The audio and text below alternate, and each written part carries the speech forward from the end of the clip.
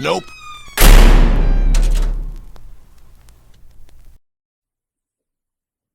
It takes as much force to bite through a finger as it does a carrot. I'd been told that little factoid at least 20 times. Growing up, kids on the playground would try to impress each other with their knowledge of the macabre or sexual, and that tidbit was a popular one. I never expected to be confronted with a situation in which I'd need to test that theory, but as they say, there's a first time for everything. I can tell you now, it's not quite true. It comes close, but there's always that little bit of gristle and skin left that you have to tear through in order to completely remove the finger. You gotta aim it right, too, and get your teeth right there in the joint, because you won't be able to crunch your way through the actual bone without damaging your pearly whites. You might be wondering how any of this is relevant. I had to find out firsthand, and you might too. I just want to save you some time and effort. Shit hit the fan 2 weeks ago when I was out for my morning run. I usually run on a trail that spans the entire city, heading towards civilization going one way, and into dense woods the other. I have always run towards the heart of the city. As a short, clumsy 20-year-old, I don't feel very safe running alone in places where there aren't any witnesses, in case there's some weird shit that goes down. That day, however, the sun was high in the sky. Everyone knows that bad things don't happen when it's sunny, and I was so bored that I thought, screw it, let's go on an adventure. I'll be fine. I have never been more wrong about anything in my life. I was midway through my run, and the exhaustion was setting in.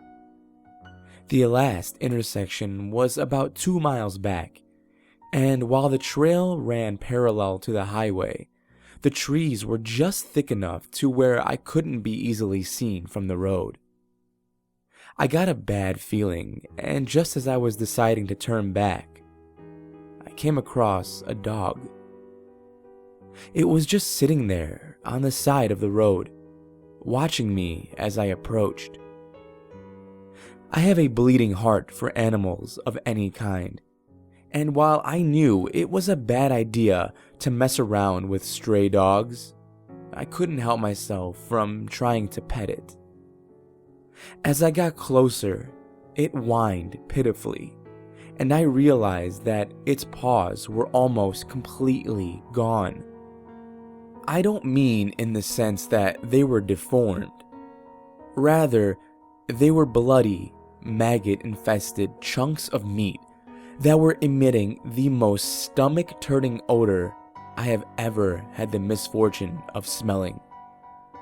It was like ground beef thrown away in the kitchen and then forgotten until the smell is permeating the house. The very tips of the toe bones were peeking through in some areas, and I could tell they were missing in others. How this dog was even still standing upright was beyond me, but there he was, sitting calmly on the side of the trail. As I stood there, unsure of what to do, the large black dog stumped his way over to me, leaving a trail of bloody circles where he had stepped on the footpath.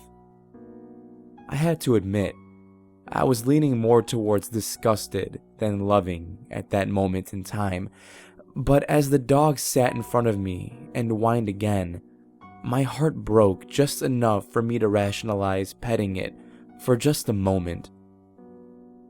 I reached out tentatively, scratching it behind the ear with one hand, when suddenly it growled jerked, and started viciously tearing at its paws and body. To my horror, it was ripping away shreds of meat from itself as easily as shredding pork for a summer barbecue. I backed away for a moment, shocked as this poor dog mutilated itself, and then noped the hell out, sprinting most of the way back to my car. The itching didn't show up for almost 3 days. It started as a faint twinge in the fingertips of my right hand. I didn't think much of it at first until hours passed and the itch was still there. I worked a desk job, and every time my fingers struck the keyboard, it sent a jolt through my entire arm with the intensity the irritation had reached. You know how sometimes you get an itch in your mouth, but it feels like it's under your skin? That's how it was, but so much worse. I just couldn't scratch it away. I tried washing my hands multiple times, and still it persisted. It got to the point where I was so frustrated that I felt I would cry. That night, I popped an extra ZzzQuil and hoped when I woke up it would be better. Of course, it wasn't. Instead, it had spread. It began in my fingertips, but on the 4th day, I woke up to my face, left arm, and left hand absolutely writhing with an unscratchable irritation just under the surface of the skin. I managed to go to work for another week before I caved and called in sick.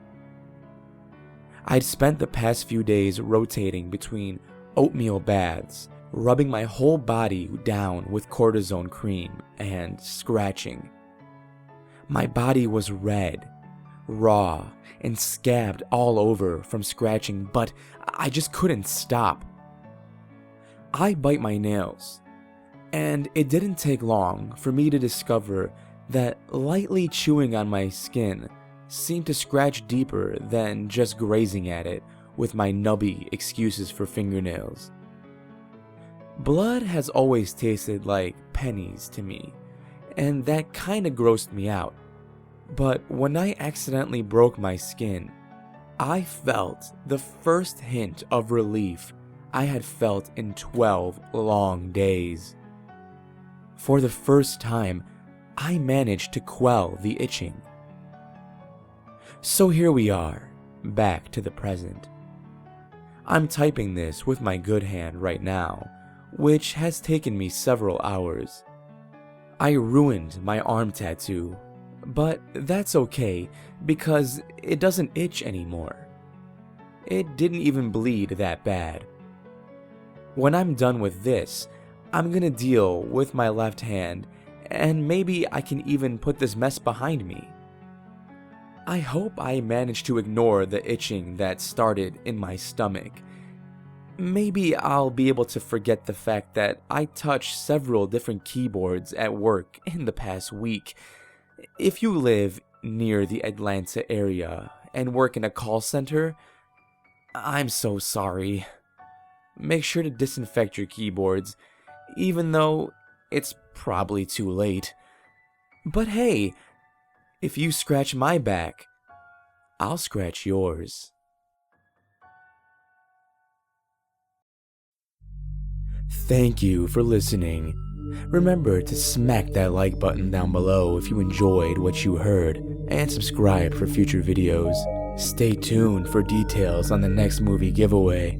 Until then, stay safe out there. I'll be seeing you in the next video.